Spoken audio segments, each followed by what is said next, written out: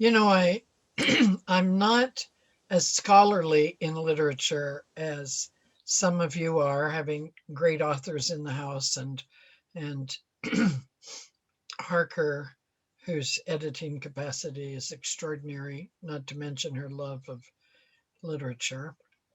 And then talking recently with Ty and Elle about writing and the art of the spoken word, and deciding this morning that the middle section of the talk is not relevant anymore, given today and what it means to give everything for what you value, and how that relates to our little lives, and and what I've been doing for the past 3 days, which has been taking a little sabbatical with my son. And every year we do some time. It's never seems to be enough.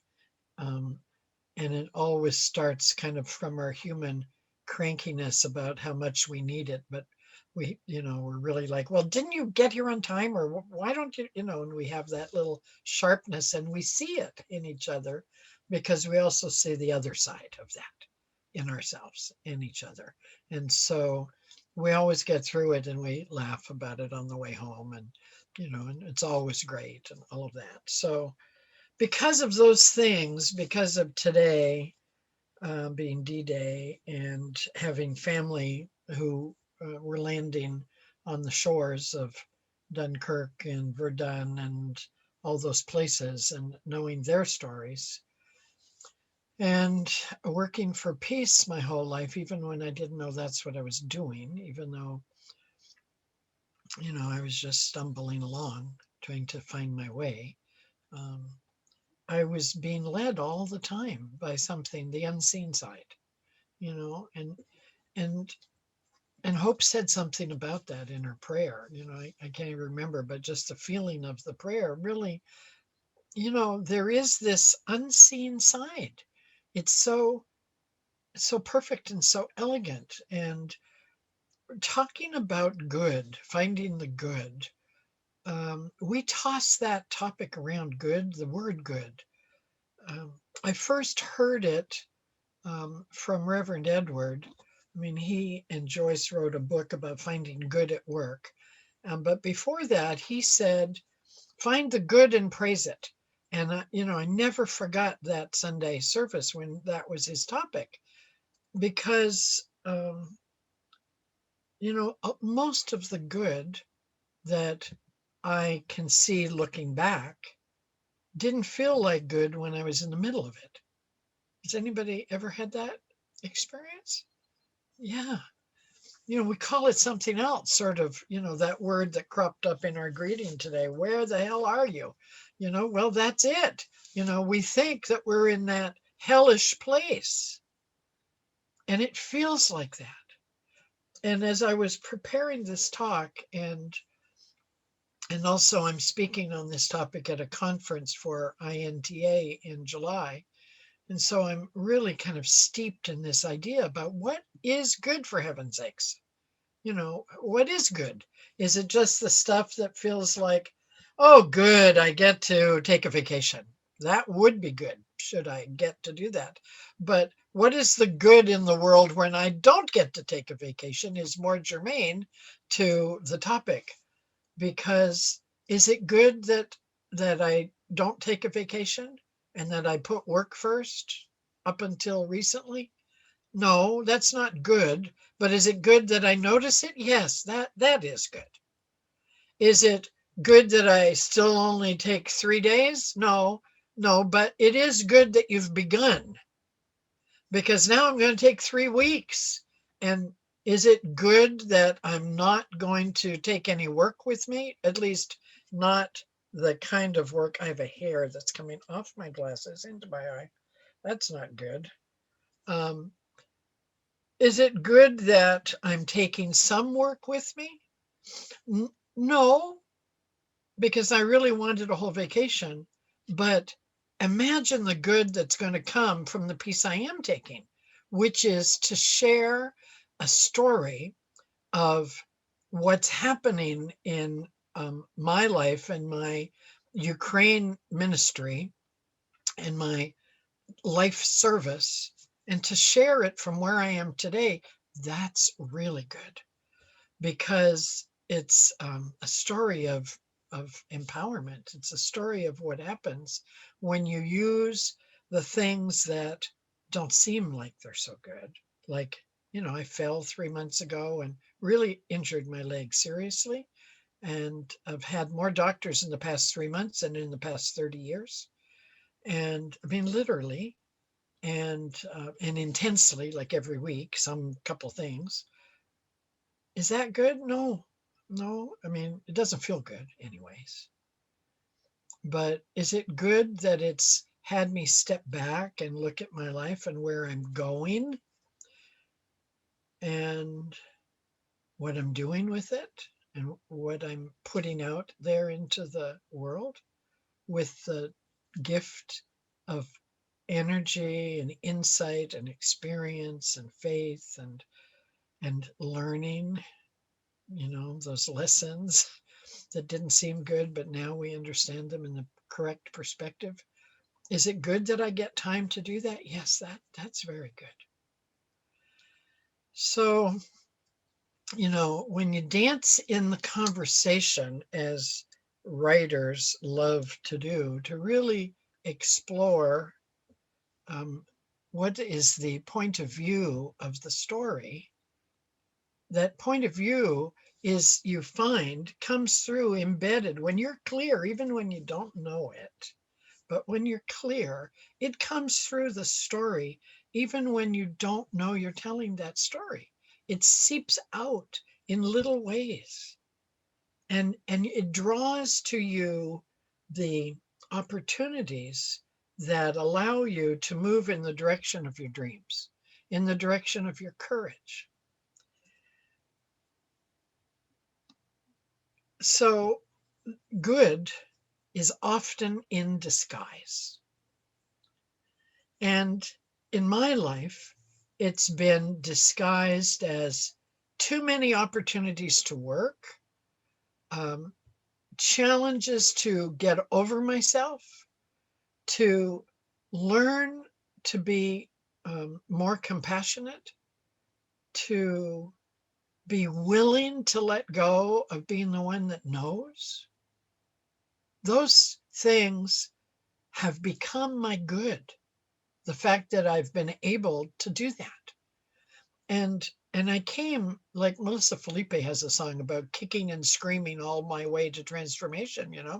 Well, that's been my model. I don't need that. I know how to do it. I don't have to go back and redo that. I'll just charge forward. I can do anything. I can work all night. Sure.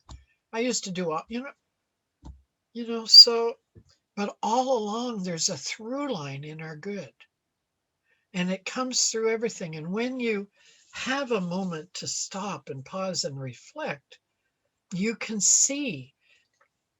This morning, I had a meeting with an illustrator in Ukraine who is just brilliant. She is so gifted.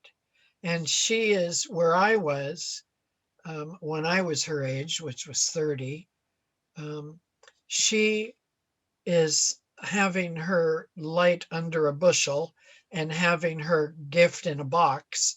And she knows it's there, but she knows she has to be more responsible longer in order to earn time and buy it or whatever, so she can do what she really wants to do. And so she's doing something else. And there was a moment in my life, when I was doing a lot of something else. And at the time, it felt hard. Like, I was painting Victorian houses. I mean, that's a huge kind of job. I was so strong that I set up the scaffolding by myself and carried those big, long 16-foot 2x6 planks up those darn scaffolds and set it up. And then I wondered why my back hurt, but I had Popeye muscles in my arms and I was very proud of those. But what I discovered is when I would go up there, whether it was on the scaffold or on the 3-story ladder that I would have to roll around. There's a house on Main Street in Sebastopol, and it was the first house in town to go a 5-color Victorian, and I did it. And it was 3 stories, and the wind comes up at 1 o'clock every day in Sebastopol, and it's really windy. And I was afraid of heights before I took that job. Was that offer to get that job that terrified the heck out of me? Was that good to have that, the only job that could come along? It didn't feel good at the time. I was like, where the heck am I? What the heck is this? There must be something better, something a little lower to the ground, maybe something with less scraping, something with not 5 kinds of shingles, just flat boards. Wouldn't that have been better? That was the chatter in my mind. It's like, come on. It's like, the story of the guy falls off the cliff and he grabs this root as he's going off the other side, headed down to the rocks. He's holding on and he's hollering, help, help, help. And nobody calls. And he goes, God, help me. And God says, let go of the rope. He said, is there anybody else? We get the lessons, but we don't want to take them, right? Because there's the unknown. So this morning I was talking to this wonderful artist who's illustrating my first children's book. And I'm telling her about something that happened this week that I'm going to tell you about in a minute. And she says, wow. She says, you are an angel in my life. You're here to tell me just what I need. I said, I am just sharing you the parable of my life. It is like I get these stories so clear, after a year or two. And I want them a little shorter. The good is great. I get the lesson mostly. And I eventually learn to practice what I preach. Sometimes it takes a lot longer than I wish. Just ask my granddaughter, because I want to be that peaceful person with everybody. But there are some people who I have a hard time being that peaceful person with, even though it's all I want. And then I take it out on somebody because I get scared or they remind me of me or God knows what, And then out comes that disciplinarian that I grew up with. And then I feel, oh, Barbara, you did it again. What is the matter? And now I don't beat myself up. I go, there is a story unfolding here for good. I want to just hear it. I want to just feel it and see it and let it reveal itself for me and us. So the stories that we tell ourselves are how we move in the direction of making it possible to see the good in the things that don't look like good when they're happening. So this, I love coming to Unity for lots of reasons, but one is you're a literary group. You like the elegance in a story and the language and I love alliteration, for example, and I'd even forgotten what that word was until about 4 years ago. I learned it in school and I forgot it. Is it good that I forgot it? Well, I suppose it didn't really matter whether I remembered the word alliteration or not. Although I used to bug myself trying to say, what is the word for when you get all those pretty sounds in a string? And I'd distract myself with that. Or is it good when you just realize that you love that sound? Or is it good when you remember the word alliteration? Alliteration. Is that good? Or is it what happens as a result of that whole process that's really good? So that then you can live more intentionally, leaning into the thing you love. And that's what Sky Nelson would say, Sky. He would say, you've got to prune your life in the direction of your dreams. You've got to prune your life in the direction of the story that you want to be living. Because it's all a story. Neil Donald Walsh would say, it's just a story. And you're making it up, so make up the story you want to live in. don't make up the story about how awful it was that after 8 years or so of being this macho woman house painter building scaffolds and having two crews and being the first woman painter in Sonoma County, and then hurting my back at the end of a week of kneeling on some guy's Victorian stairs with art brushes twisted around and doing all that.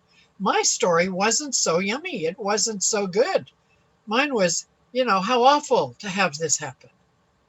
And I lost my business. I gave my company, I gave the equipment away. I gave the company away.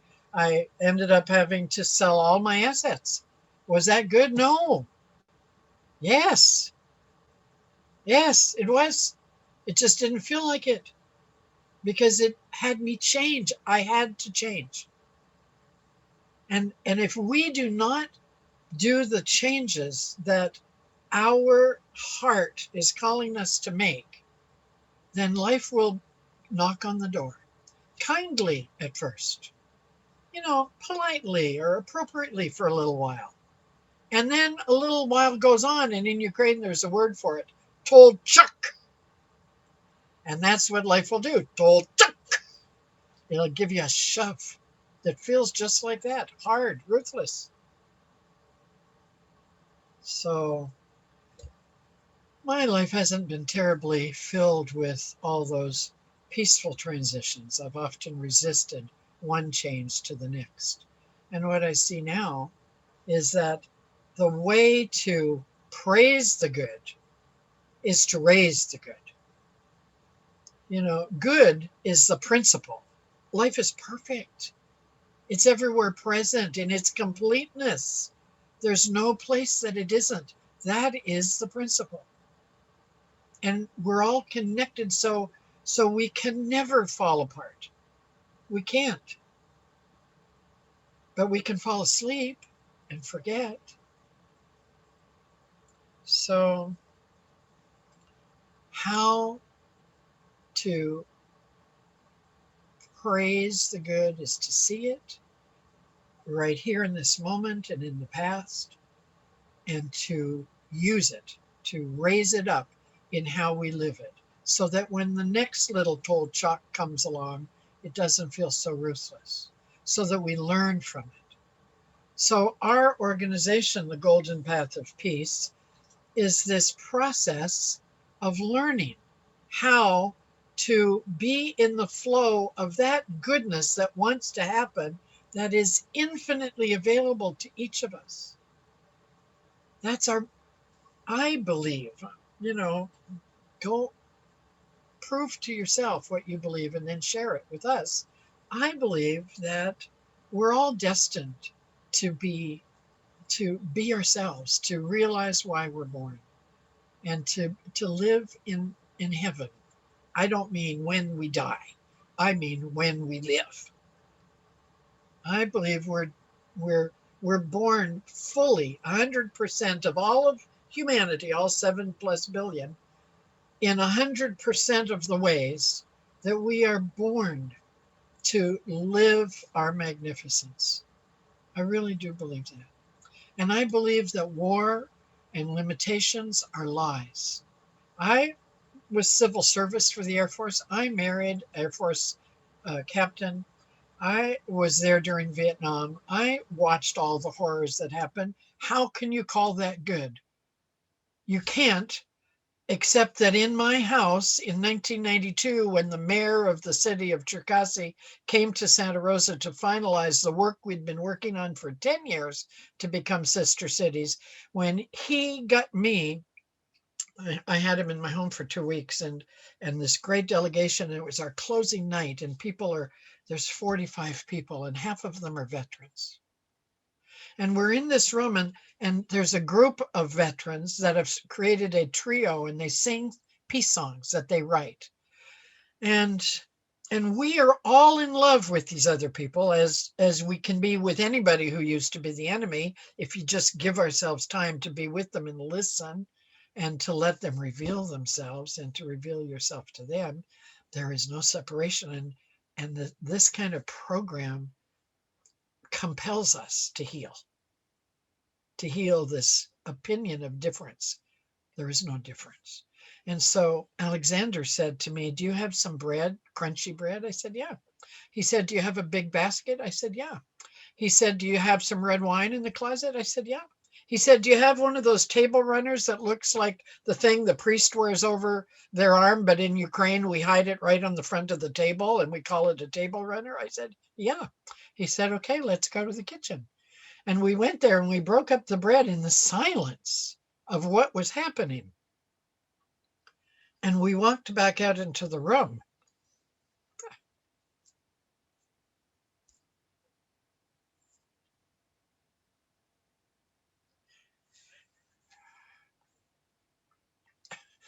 Where 45 people had fallen in love in 2 weeks with each other.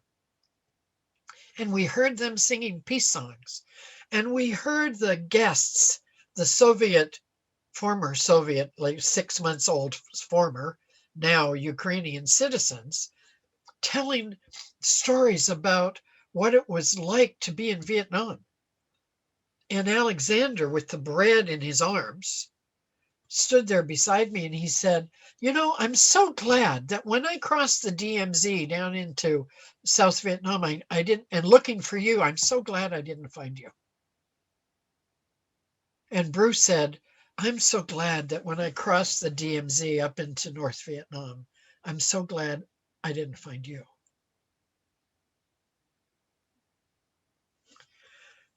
And we all wept. And then we walked around the room and we asked people to choose peace, to put an end to war in our hearts.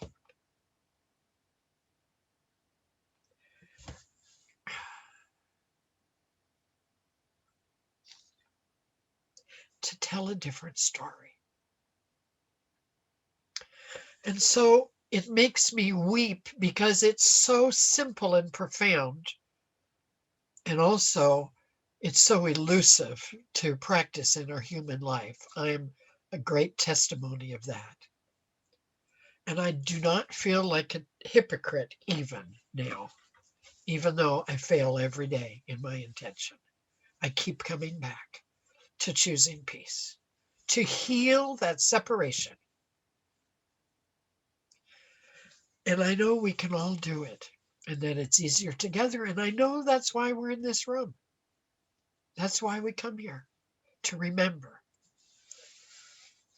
And there's a great song, and I don't know if you know it, Tom, but for another day, it's like, why did we come to earth to love, learn and love, serve and remember? There's that. It's just a great song. And this is what we're here for. And this is what we're here for each other. To do whatever, to tell the stories of the life we want to live, and to stop telling the stories that keep us stuck where we don't want to be anymore. Just stop it. And if you want to laugh at yourself, go online and see that guy who has that "Just Stop It." He used to work with Carol Burnett. I can't remember his name, but somebody will remember. And he just tells us to just stop it and laugh at ourselves. Life is so precious. So I'm writing. That's a new story. I am writing every day. I am excited and I am grateful for all the different steps that it took me to get here because I'm writing the stories that create the life where it's possible to give up the lies. And I'm grateful for having a chance to come and share that with you because I know we're all doing this in our own ways. This is what we're all doing. And there's 1,000 stories, and some of them will be in my upcoming book, which will be illustrated by this amazing young woman who wants to illustrate so badly and needs to break out of the "I can't yet" mind. So you pick your version of this story that I just shared with you, and you just give it your juiciest best you can. And when you fall down, just laugh and say, "Oh God, there I am again. I'm sorry." Off we go. Do it again. So thank you for having me. Isn't it grand that we're all still here, seeing each other and living our life to the best of our abilities? And may that always be our guide. So thank you. Namaste.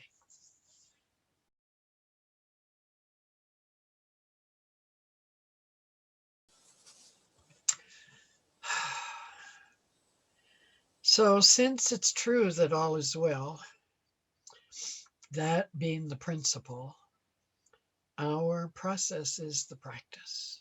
And so the practice is another alliteration. The main thing is to have the main thing be the main thing.